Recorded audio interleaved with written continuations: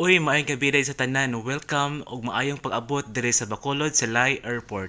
Ug sa akong first night diri sa Bacolod City, na ako diri sa La Chateau 2020 Residences, naghinilas og check-in kay hilason ba ako. Dili gyud nako makalimtan ang akong first dinner diri sa Bacolod City kay nakatilaw nako niya. Charis. First time na ako nakatilaw sa lamian nga buttered shrimp nga mas lami pa sa giluto sa among silingan.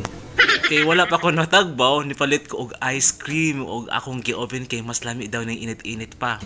Pero ang resulta, wala mahimutang og kaon, nagbalin-balhin noon og location. Huy! Pwede din na. Pwede kayo. O, di ba? Kamera siya nagtinubagay sa akong kagalingon. Anyway, bahala nag-inusara ka. Ang importante, busog ka.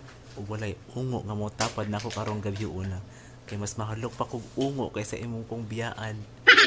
Charis. This is it, Virgo.